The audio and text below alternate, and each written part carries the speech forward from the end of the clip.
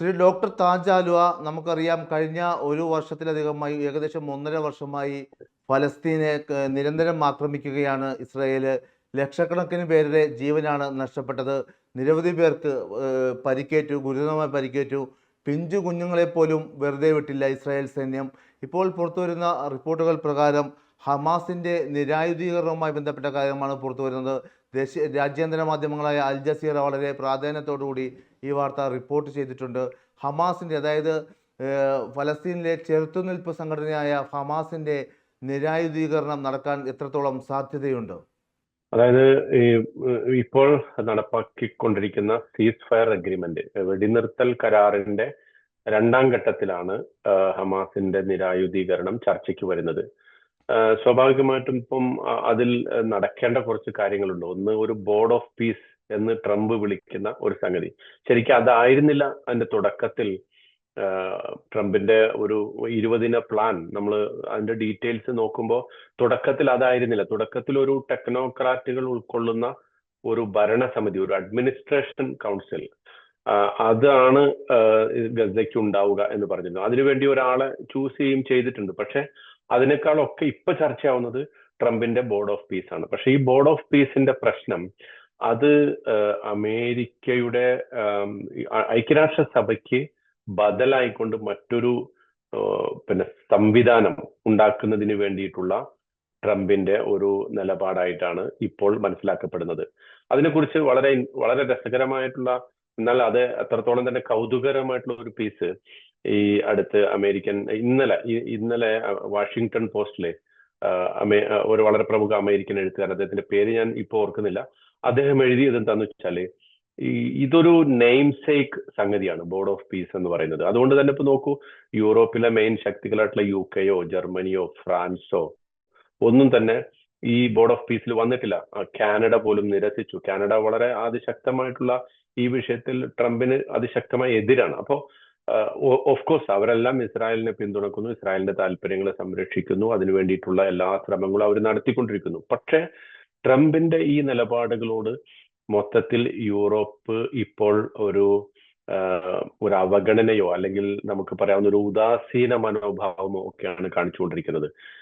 ഇതിന്റെ തുടക്കത്തിൽ ചർച്ച ഉണ്ടായിരുന്നത് ടോണി ബ്ലെയർ ആയിരിക്കും ഗസയിൽ സമാധാന ശ്രമങ്ങൾക്ക്, അല്ലെങ്കിൽ ഗസ ഭരിക്കുന്നത് ടോണി ബ്ലെയർ ആയിരിക്കും എന്നതാണ് പറഞ്ഞുകൊണ്ടിരുന്നത്. പക്ഷെ ടോണി ബ്ലെയറിനെ സംബന്ധിച്ചിടത്തോളം അത്രത്തോളം വെറുക്കപ്പെട്ട, പ്രത്യേകിച്ച് ഇറാഖിലെ പ്രശ്നത്തിന് ശേഷം അത്രയും വെറുക്കപ്പെട്ട ഒരു നേതാവായതുകൊണ്ട് ടോണി ബ്ലെയറിനെ ആരും അംഗീകരിച്ചില്ല. എന്ന് മാത്രമല്ല, ആ പദ്ധതി തന്നെ ട്രംപ് ഉപേക്ഷിച്ചു. ഇപ്പോ ഈ ബോർഡ് ഓഫ് പീസ് തന്റെ നേതൃത്വത്തിലായിരിക്കും, താനായിരിക്കും അതിന്റെ CEO അല്ലെങ്കിൽ ഗവർണർ എന്ന രൂപത്തിൽ ട്രംപ് പറയുകയും എല്ലാവരും തനിക്ക് റിപ്പോർട്ട് ചെയ്യണം, തനിക്കാണ് ഈ ബോർഡ് ഓഫ് പീസ് എന്ത് തീരുമാനം എടുത്താലും അതിനെ വീറ്റോ ചെയ്യാനുള്ള അധികാരം തനിക്കുണ്ടാകും എന്ന രൂപത്തിലാണ് ഈ സംഗതി ട്രംപ് സമർപ്പിച്ചിരിക്കുന്നത്. അതിനെക്കുറിച്ച് നേരത്തെ പറഞ്ഞ വാഷിങ്ടൺ പോസ്റ്റിലെ കോളമിസ്റ്റ് പറയുന്നത് നടക്കാൻ പറ്റാത്ത ഒരു സംഗതിയാണ്. ഇതൊക്കെ ആളുകൾ എത്രയും പെട്ടെന്ന് വേഗം മറന്നുപോകും.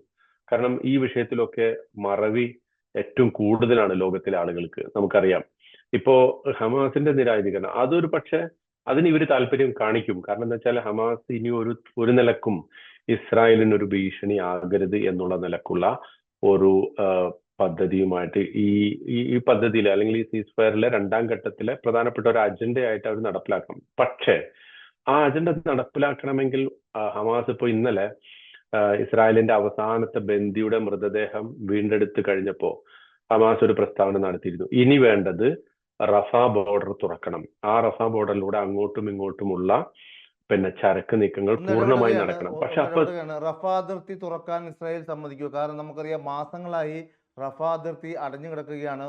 ഇസ്രായേലിലേക്കുള്ള ഭക്ഷണവും മറ്റ് അവശ്യ വസ്തുക്കളും കുടിവെള്ളവും പോലും റഫ അതിർത്തി വഴി കൊണ്ടുപോകാൻ പറ്റാത്ത ഒരു സാഹചര്യത്തിലൂടെയാണ് കടന്നു പോകുന്നത്. അപ്പോൾ റഫ അതിർത്തി തുറക്കാൻ ഇസ്രായേൽ സമ്മതിക്കുമോ?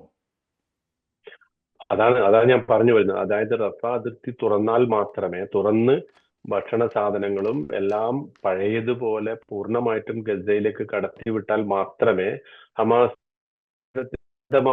ഏതെങ്കിലും അർത്ഥത്തിലുള്ള നിരായുധീകരണ ചർച്ച നടക്കണമെങ്കിൽ ഈ 2ാം ഘട്ടത്തിൽ അതുകൂടി സാധ്യമാകണം. പക്ഷേ ഇസ്രായേൽ അത് സമ്മതിക്കില്ല. സ്വാഭാവികമായും ഇത് പ്രശ്നത്തിലേക്ക് പോകും. ഇത് നമുക്ക് ഇസ്രായേലിനെ സംബന്ധിച്ച് നമ്മൾ ബേസിക്കലി മനസ്സിലാക്കേണ്ട ഒരു സംഗതി, ഒരു കരാറും അവർ പാലിക്കില്ല. കരാറുകൾ ഇസ്രായേലിനെ സംബന്ധിച്ചിടത്തോളം പാലിക്കാനുള്ളതല്ല. കരാറുകളൊക്കെ അവരുടെ താല്പര്യങ്ങൾ നേടിയെടുക്കാനുള്ള മറ മാത്രമാണ്. നോക്കൂ, ഓസ്ലോ കരാറ് 1993 നോർവേയുടെ പട്ടണമായിട്ടുള്ള, നോർവേയുടെ തലസ്ഥാനമായിട്ടുള്ള ഓസ്ലോയിൽ വെച്ച് യാസിർ അറഫാത്തും ഇസാഖ് റബീനും, അന്നത്തെ പലസ്തീൻ PLOയുടെ പ്രസിഡന്റ് യാസിർ അറഫാത്തും ഇസ്രായേലി പ്രധാനമന്ത്രി ഇസാഖ് റബീനും തമ്മിൽ ചെയ്ത കരാർ അനുസരിച്ച് കേവലം 15 വർഷം കൊണ്ട് ഫലസ്തീൻ രാഷ്ട്രം ഉണ്ടാകേണ്ടതാണ്. PLO സമ്പൂർണമായി കീഴടങ്ങി. അവർ നിരായുധീകരണം പൂർണ്ണമായി നടപ്പിലാക്കി. അവരുടെ ആയുധങ്ങളൊക്കെ വെച്ച് കീഴടങ്ങി. പക്ഷേ പൂർണ്ണമായും ആയുധം വെച്ച് കീഴടങ്ങിയിട്ടും PLO ഇസ്രായേലിന്റെയും അമേരിക്കയുടെയും താല്പര്യങ്ങൾക്ക് വിധേയമായിട്ടും പലസ്തീൻ എന്ന് പറയുന്ന ഒരു രാഷ്ട്രം സ്ഥാപിതമായില്ല. എന്ന് മാത്രമല്ല, ആ കരാറിന്റെ ഭാഗമായി പലസ്തീനികൾക്ക് അനുവദിച്ചു കൊടുത്ത 2 മുനിസിപ്പാലിറ്റികളാണ് വെസ്റ്റ് ബാങ്കും ഗസയും. ആ രണ്ടും ഇപ്പോ പൂർണ്ണമായിട്ടും ഇസ്രായേൽ തിരിച്ചെടുക്കുന്ന ഒരവസ്ഥയിലേക്ക് എത്തിയിരിക്കുന്നു. അതിന്റെ അർത്ഥം, ഈ നിരായുധീകരണം ആവശ്യപ്പെടുന്നത് എന്തിനാണെന്ന് ചോദിച്ചാൽ, ഒരു നിലക്കും ഫലസ്തീനി പ്രതിരോധം ഉയർന്നു വരരുത് എന്നതാണ് ഇസ്രായേലിന്റെ ലക്ഷ്യം. പക്ഷേ ആ ലക്ഷ്യം നടക്കാൻ പോകാത്ത കാര്യമാണ്. കാരണം എപ്പോഴൊക്കെ അധിനിവേശം തുടരുന്നുവോ, ഇസ്രായേലിന്റെ അധിനിവേശം എപ്പോഴൊക്കെ ഫലസ്തീനിൽ ഉണ്ടാകുന്നുവോ, അപ്പോഴൊക്കെ പ്രതിരോധം ഉണ്ടാകും. അത് ഹമാസ് എന്ന പേരിലാവട്ടെ, മറ്റേതെങ്കിലും സംഘം എന്ന പേരിലാകട്ടെ, സായുധ പ്രതിരോധം ഉണ്ടാകും. അതല്ലാത്ത സിവിലിയൻ പൗരന്മാരുടെ പ്രതിരോധവും ഉണ്ടായിക്കൊണ്ടിരിക്കും. അത് ഇസ്രായേലിന്റെ വ്യാമോഹം മാത്രമാണ്. അമേരിക്കക്കും അതൊരു വ്യാമോഹം മാത്രമാണ്. ആ ഒരു സംഗതി നടക്കാൻ പോകുന്നില്ല. അങ്ങനെ നടക്കണമെങ്കിൽ സമ്പൂർണമായിട്ട് ഇസ്രായേലിന്റെ അധിനിവേശം, പലസ്തീനിലെ അധിനിവിഷ്ട പ്രദേശങ്ങളിൽ നിന്ന് ഇസ്രായേൽ ഒഴിഞ്ഞു പോവുകയും ഒരു സ്വതന്ത്ര ഫലസ്തീൻ രാഷ്ട്രം സ്ഥാപിതമാവുകയും ചെയ്യണം. പക്ഷെ അതിന് ഈ പറഞ്ഞ ട്രംപിനോ അതുപോലെ നെതന്യാഹുവിനോ ധൈര്യമില്ല. അങ്ങനെ ഒരു ഫലസ്തീൻ രാജ്യം കൊടുക്കുമെന്ന് അവർ പറയുന്നുമില്ല. അത് നടപ്പാക്കാനുള്ള ഒരു ശ്രമവും കാണുന്നില്ല. സ്വാഭാവികമായിട്ടും ഫലസ്തീനുകളുടെ മുന്നിലുള്ള ഏക വഴി എന്ന് പറയുന്നത് പ്രതിരോധം മാത്രമാണ്. ആ പ്രതിരോധം അവർ തുടർന്നുകൊണ്ടിരിക്കും. അതിന് ഹമാസ് എന്ന പേര് വേണം എന്ന് നിർബന്ധമില്ല. നിരായുധീകരണം എന്ന് പറഞ്ഞ് കുറച്ച് ആയുധങ്ങളൊക്കെ എടുത്തുകൊണ്ടു പോകാൻ ഒരു പക്ഷേ ഈ ബോർഡ് ഓഫ് പീസിന് സാധിച്ചേക്കാം. അങ്ങനെ വരികയാണെങ്കിൽ അതൊക്കെ ശരിക്കും നേരത്തെ പറഞ്ഞ പോലെ ഹൈപ്പോത്തറ്റിക്കലായിട്ട് നടന്നുകൊണ്ടിരിക്കുന്ന സംഗതികളാണ്. ഒന്നും ഗ്രൗണ്ടിൽ ഒന്നും യാഥാർത്ഥ്യമായിട്ട് നടക്കുന്നില്ല. സ്വാഭാവികമായിട്ടും ഈ താൽക്കാലികമായി കുറച്ച് ആയുധങ്ങളൊക്കെ പിടിച്ചെടുത്തത് കൊണ്ട് മാത്രം ഫലസ്തീൻ പ്രതിരോധത്തെ അവസാനിപ്പിക്കാമെന്നും അതോടൊപ്പം ഫലസ്തീനികളുടെ സ്വന്തം രാഷ്ട്രമെന്ന സ്വപ്നത്തെ കെടുത്തിക്കളയാമെന്നും ഒക്കെ ഇസ്രായേൽ വിചാരിക്കുന്നുണ്ടെങ്കിൽ അവർക്ക് തെറ്റുപറ്റി. കാരണം അവർ ചരിത്രം പഠിക്കാത്തത് കൊണ്ടാണ് അത്. അപ്പോ അത് എന്ന് മാത്രമല്ല, ലോകത്ത് ഇപ്പോ ഫലസ്തീനിന് പിന്തുണ ഏറി വരുന്നു. ഫലസ്തീൻ എന്ന് പറയുന്ന ആശയത്തിന് ധാരാളമായി പിന്തുണ ലഭിച്ചുകൊണ്ടിരിക്കുന്നു. എത്രയോ രാജ്യങ്ങൾ ഫലസ്തീൻ എന്ന് പറയുന്ന സ്വതന്ത്ര രാഷ്ട്രത്തെ അംഗീകരിച്ചു കഴിഞ്ഞു. പൊതുജനങ്ങൾ, അതായത് പൗര സംഘടനകൾ, അമേരിക്കയിലൊക്കെയുള്ള യുവജനത, അവരുടെ ഭൂരിപക്ഷവും ഇപ്പോൾ ഫലസ്തീനൊപ്പമാണ്. അപ്പോൾ ഈ അഭിപ്രായ സർവേകളും അതുപോലെ തന്നെ ഇത്തരം വിഷയങ്ങളൊക്കെ നമ്മുടെ മുമ്പിൽ ഉള്ളത് കൊണ്ട് ഇസ്രായേലിന് ഒരിക്കലും ഫലസ്തീൻ എന്ന് പറയുന്ന ആശയത്തെ ഇല്ലാതാക്കാൻ സാധിക്കില്ല. അവർ താൽക്കാലികമായി ചില നേട്ടങ്ങൾ, ഇത്തരം നടപ്പാക്കാൻ സാധിക്കാത്ത കരാറുകൾ പ്രഖ്യാപിക്കുന്നതിലൂടെയും വലിയ വലിയ റിവിയേറ സ്ഥാപിക്കാം, ഗസയിൽ വലിയ റിവിയേറ സ്ഥാപിക്കാം എന്നൊക്കെ മനോഹരമായ സ്വപ്നം കാണാനൊക്കെ അമേരിക്കൻ നേതാക്കൾക്കും ഇസ്രായേലി നേതാക്കൾക്കൊക്കെ സ്വാതന്ത്ര്യമുണ്ട്. പക്ഷെ അന്തിമമായിട്ട് ഫലസ്തീനികളുടെ സ്വന്തം ഭൂമി എന്നുള്ള അവരുടെ കൺസെപ്റ്റ്, ആ സ്വന്തം രാഷ്ട്രം എന്നുള്ള അവരുടെ സ്വപ്നം, അത് പൂവണിയുക തന്നെ ചെയ്യും. അതിന് ചിലപ്പോൾ ഒരു 20-30 വർഷമൊക്കെ വേണ്ടി വന്നേക്കാം. പക്ഷെ അത് നടപ്പാകാൻ പോകുന്നത് തന്നെയാണ്. ഇപ്പോ നിരായുധീകരണം എന്നോ അല്ലെങ്കിൽ ഫലസ്തീൻ ഇപ്പൊ നോക്ക്, ഈ ബോർഡ് ഓഫ് പീസ് എന്ന് പറയുന്നതിൽ ഫലസ്തീനികളുടെ ഒരു താല്പര്യത്തിനും യാതൊരു പ്രാതിനിധ്യവും ഇല്ല. അവരിൽപ്പെട്ട പ്രമുഖരോ, ഹമാസ് വേണ്ട, അതല്ലാത്ത PLO, ഫലസ്തീൻ അതോറിറ്റി, PA, അവരുടെയൊന്നും ഒരു പ്രാതിനിധ്യം ഇല്ലാത്ത ഒരു സംഗതിയാണ് ഈ ബോർഡ് ഓഫ് പീസ് എന്ന് പറഞ്ഞാൽ. അതിന്റെ അർത്ഥം വളരെ വ്യക്തമാണ്. ഗസയെ പൂർണ്ണമായിട്ടും ഇസ്രായേലിന്റെ പരിധിയിൽ കൊണ്ടുവരിക. ഇസ്രായേലി സൈനികർ ഈ 2ാം ഘട്ടത്തിൽ പിന്മാറണം ഗസയിൽ നിന്ന്. പക്ഷെ അതിനെക്കുറിച്ച് ഒരു വർത്താനവും ആരും പറയുന്നില്ല. ഗസയിലേക്ക് സഹായം എത്തിക്കുന്നതിനെ കുറിച്ചുള്ള വർത്താനം പറയുന്നില്ല. അതേസമയം വെടിനിർത്തൽ കരാർ നിരന്തരം ഇസ്രായേൽ ലംഘിച്ചുകൊണ്ടിരിക്കുന്നു. ഇന്നലെയും 3 പത്രപ്രവർത്തകരെ കൊന്നു. ഈവൻ അമേരിക്കയുടെ CBS ചാനലിന്റെ ഒരു കോൺട്രിബ്യൂട്ടറെ അയാളെ അടക്കം വധിച്ചു കളഞ്ഞു ഇസ്രായേൽ. പക്ഷെ ആർക്കും അതൊന്നും പ്രശ്നമാകുന്നില്ല. അത് പ്രശ്നമാകുന്ന ഒരു വിഭാഗം ലോകത്ത് ഇപ്പോൾ ധാരാളമുണ്ട്. അവർ ഇത് നിരീക്ഷിച്ചുകൊണ്ടിരിക്കുന്നു, അവർ ഈ കാര്യങ്ങളെ മനസ്സിലാക്കിക്കൊണ്ടിരിക്കുന്നു. അവർ പലസ്തീൻ കോസിന്റെ ഒപ്പം തന്നെ ഇപ്പോൾ നിലവിൽ ഉണ്ടായിരിക്കെ ഇസ്രായേലിനെ സംബന്ധിച്ചിടത്തോളം ഫലസ്തീനികളുടെ രാഷ്ട്രമോഹത്തെ തല്ലിക്കെടുത്താൻ അവർക്ക് ഒരിക്കലും സാധ്യമല്ല. ഇപ്പൊ കാണുന്നതൊക്കെ ഒരു പുകമറ മാത്രമാണ്. അത് കുറച്ചു കഴിഞ്ഞാൽ ആളുകളുടെ വിസ്മൃതിക്കുള്ളിൽ ആവും, അതൊക്കെ ആളുകൾ മറന്നുപോകും. പക്ഷെ ഫലസ്തീൻ പ്രതിരോധം അതെന്നും നിലനിൽക്കുക തന്നെ ചെയ്യും. ഫലസ്തീൻ രാഷ്ട്രം യാഥാർത്ഥ്യമാവുക തന്നെ ചെയ്യും. അങ്ങനെയെങ്കിൽ ഫലസ്തീനികളുടെ ഭാവി എന്തായിരിക്കും? നമുക്കറിയാം ഇസ്രായേലിന്റെ ക്രൂരത സമാനതകളില്ലാത്തതാണ്. ഇപ്പൊ തന്നെ 10,000-ങ്ങൾ 1,00,000-ലധികം പേരെങ്കിലും മരിച്ചു കഴിഞ്ഞതായി കൊല്ലപ്പെട്ടതായാണ് ഇസ്രായേലിന്റെ ആക്രമണത്തിൽ കൊല്ലപ്പെട്ടതായാണ് റിപ്പോർട്ടുകൾ വരുന്നത്. നിരവധി ഇപ്പോഴും കുടിവെള്ളം ഉൾപ്പെടെയുള്ള അടിസ്ഥാന ഭക്ഷണ പദാർത്ഥങ്ങൾ പോലും ഇപ്പോഴും കിട്ടുന്നില്ല. നരകയാതനയാണ് ഫലസ്തീനികൾ അനുഭവിച്ചു കൊണ്ടിരിക്കുന്നത്. അങ്ങനെയാണെങ്കിൽ ഫലസ്തീനികളുടെ ഭാവി എന്തായിരിക്കും? അവർക്ക് ഭരണത്തിൽ ഒരു പങ്കാളിത്തം പരിഗണിക്കാനുള്ള സാധ്യതയൊക്കെ എത്രത്തോളമുണ്ട്?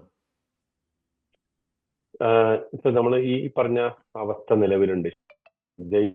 അതിക്രൂരമായ രൂപത്തിലാണ് ഇസ്രായേൽ നരനായാട്ട് നടത്തിക്കൊണ്ടിരിക്കുന്നത്. പക്ഷേ ഇതിന്റെ മറുവശം നമ്മളൊന്ന് ആലോചിച്ച് നോക്കൂ. ഇപ്പോ ലോക സാമ്പത്തിക ഉച്ചകോടിയിൽ ഇസ്രായേലി പ്രധാനമന്ത്രി Benjamin Netanyahu board of peace Trump announce ചെയ്തപ്പോൾ അവിടെ ഉണ്ടാകേണ്ട ആളാണ്, പക്ഷെ വരാൻ സാധിച്ചില്ല.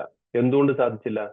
അദ്ദേഹത്തിനെതിരെ അന്താരാഷ്ട്ര നീതിന്യായ കോടതി അറസ്റ്റ് വാറണ്ട് പുറപ്പെടുവിച്ചിരിക്കുന്നു. സ്വിറ്റ്സർലൻഡ് നെതന്യാഹുവിനെ അറിയിച്ചു, ഇവിടെ വന്നാൽ ഞങ്ങൾ ആ വാറണ്ട് നടപ്പാക്കും.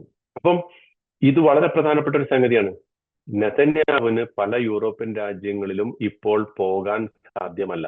അദ്ദേഹം ആകെ ഈ ഇന്റർനാഷണൽ അറസ്റ്റ് വാറണ്ട് നിലനിൽക്കാൻ ആകെ പോയത് അമേരിക്കയിൽ മാത്രമാണ്, ട്രംപിന്റെ അടുത്ത്. അതും അമേരിക്കയിലെ ന്യൂയോർക്കിൽ അദ്ദേഹത്തിന് എത്താൻ പറ്റില്ല. അവിടെ സൊഹ്റാൻ മംദാനി അയാളെ അറസ്റ്റ് ചെയ്യും. ഈ പല യൂറോപ്യൻ രാജ്യങ്ങളും, ഈവൻ ജർമ്മനി, കട്ടക്ക് കൂടെ നിന്നതാണ് ജർമ്മനി. പക്ഷെ ജർമ്മനി പോലും പറഞ്ഞു ജർമ്മനിയിലേക്ക് വരണ്ട, ഞങ്ങൾ വേണമെങ്കിൽ അങ്ങോട്ട് വരാം. അവരുടെ ചാൻസലർ ഇസ്രായേലിലേക്ക് പോയി. അപ്പോ എന്ന് മാത്രമല്ല, ഇസ്രായേലിന് ഇൻവെസ്റ്റ് ചെയ്യുന്ന കമ്പനികളുടെ ബഹിഷ്കരണം അതിരൂക്ഷമായി നടന്നുകൊണ്ടിരിക്കുന്നു. പല കമ്പനികളെയും യൂറോപ്യൻ രാജ്യങ്ങളും പൗരസമൂഹങ്ങളും ഒക്കെ ബഹിഷ്കരിക്കുന്ന ഒരു അവസ്ഥയിലേക്ക് എത്തിയിരിക്കുന്നു. ഇസ്രായേലിനെ സപ്പോർട്ട് ചെയ്യുന്ന പല ആക്ടിവിസ്റ്റുകളെയും അതുപോലെ തന്നെ അത്തരം മാധ്യമ പ്രവർത്തകരെയും ഒക്കെ ബഹിഷ്കരിക്കുന്ന ഒരു അവസ്ഥയിലേക്ക് ലോകം പതുക്കെ മാറിക്കൊണ്ടിരിക്കുകയാണ്.